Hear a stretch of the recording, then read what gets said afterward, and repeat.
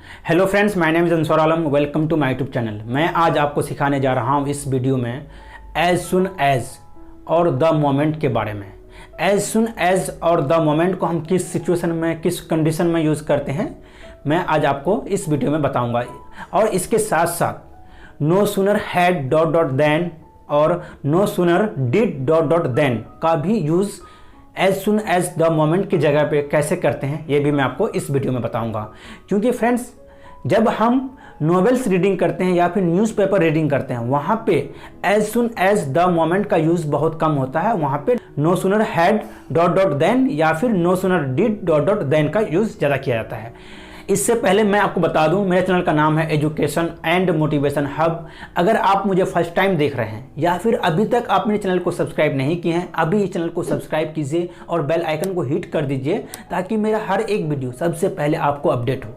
और फ्रेंड्स, अगर आप चाहें तो मुझे इंस्टाग्राम में भी फॉलो कर सकते हैं। वहाँ पे एजुकेशन एंड मोटिवेशन हब के नाम से पेज है। आपको वहाँ पे वो सारी कंटेंट्स मिलेंगे जो बेसिकली इंग्लिश स्पोकन में यूज़ होता है। अब जैसे इंस्टाग्राम में सर्च मारेंगे एजुकेशन एंड मोटिवेशन हब, आपको मेरा पेज मिल जाएगा। ओके फ्रेंड्स, तो आइए एज सुन एज का हिंदी मीनिंग देखें। इसका हिंदी मीनिंग होता है जैसे ही, ज्यों ही। जैसे कहना हो, जैसे ही वह घर पहुंचती है डांटना शुरू कर देती है, जैसे ही। इसी के लिए हम एज सुन एज या फिर द मोमेंट को यूज़ करते हैं।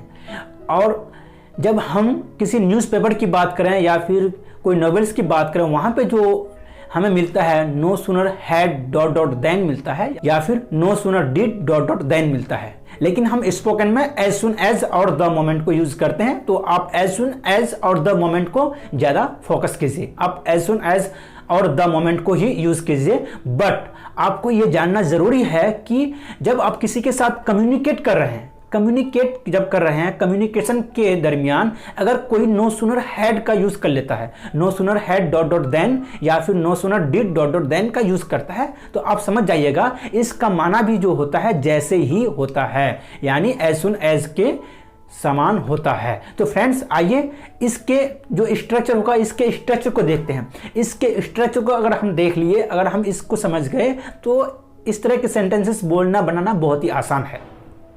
आइए एक नजर डालते हैं। सबसे पहले हम एज सुन एज को रखेंगे। एज सुन एज को रखने के बाद हमारा पहला सेंटेंस रहेगा।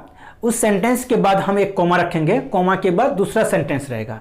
या फिर एज सुन एज के जगह पे हम द मोमेंट को रख सकते हैं। द मोमेंट के बाद हमारा पहला सेंटेंस रहेगा, उसके बाद कोमा रहेगा, उसके बाद दूसरा सेंटेंस रहेगा। ओके फ्रेंड्स, तो आइए इसको हम क्लियर करेंगे सेंटेंसेस के थ्रू।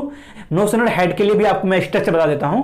सबसे पहले हम नो सूनर हैड को रखेंगे। नो सूनर हैड को रखने के बाद सब्जेक्ट को रखेंगे।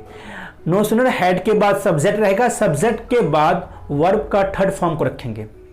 वर्ब के थर्ड फॉर्म रखने के बाद आपको ऑब्जेक्ट को रखना है, जो ऑब्जेक्ट है। उस ऑब्जेक्ट के बाद आपको रखना है देन, THAN देन। देन के बाद आपका दूसरा सेंटेंस रहेगा। ओके फ्रेंड्स, और अगर नो सूनर डिड का यूज करते हैं तो सबसे पहले हम नो सूनर डिड को रखेंगे। नो सूनर डिड को रखने के बाद सब्जेक्ट को रखेंगे। सब्जेक्ट के बाद वर्ब के फर्स्ट फॉर्म को रखेंगे। अगर हेड रहेगा, हेड के साथ वर्ब जो यहाँ पे रहेगा वो थर्ड फॉर्म रहेगा। और अगर नो सूनर डिड रहेगा, यहाँ पे वर्ब का फर्स्ट फॉर्म रहेगा। आपको ये ध्यान रखना है। ओके फ्रेंड्स, उसके बाद ऑब्जेक्ट को रखेंगे। ऑब्जेक्ट के बाद फिर से हम देन को रखेंगे, THAN देन। उसके बाद हमारा सेंटेंस रहेगा दूसरा। ओके फ्रेंड्स, आइए कुछ सेंटेंसेस लेते हैं। जैसे हमारा पहला एग्जाम्पल है, जैसे ही वह आया मैं चला गया। यानी जैसे ही वह आया मैं चला गया। As soon as he came I left. As soon as he came I left. या फिर आप इसी को कह सकते हैं the moment he came I left. The moment he came I left. Next example है, जैसे ही वह आती है डांटना शुरू कर देती है। यानी जैसे ही वह आती है डांटना शुरू कर देती है। As soon as she comes she begins to scold. Scold का मतलब होता है यहाँ पे डांटना, SCOLD। स्कॉल्ड का मतलब है डांटना।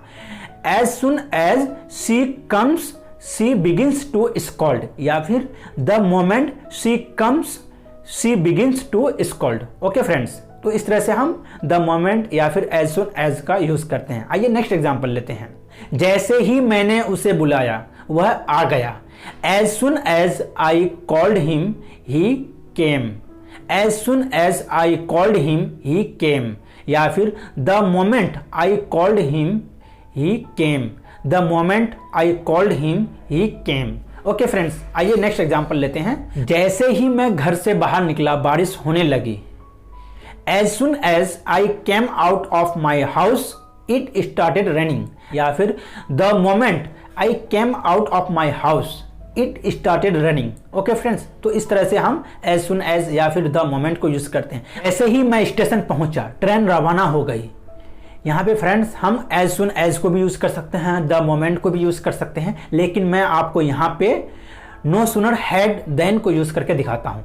No sooner had I reached the station then the train departed. No sooner had I reached the station then the train departed. तो फ्रेंड्स इस तरह से हम no sooner had then को यूज करते हैं। जैसे ही मैं पहुंचा राहुल आ गया। No sooner had I reached then Rahul came. No sooner had I reached then Rahul came. या फिर आप चाहे तो as soon as का भी यूज कर सकते हैं, the moment को भी यूज कर सकते हैं। आइए फ्रेंड्स, मैं आपको अब no sooner did then का भी एक एग्जांपल देता हूं। जैसे कहना हो, जैसे ही मैंने अपनी पढ़ाई पूरी की मुझे जॉब मिल गई। No sooner did I finish my study then I got a job. No sooner did I finish my study then I got a job. तो फ्रेंड्स इस तरह से हम no sooner did then या फिर no sooner had then को use करते हैं। अगर वीडियो आपको अच्छी लगी है तो मेरे चैनल को सब्सक्राइब कर दीजिए और बेल आइकन को हिट कर दीजिए ताकि मेरा हर एक वीडियो सबसे पहले आपको अपडेट हो। Thank you for watching this video. मिलते हैं नेक्स्ट वीडियो में।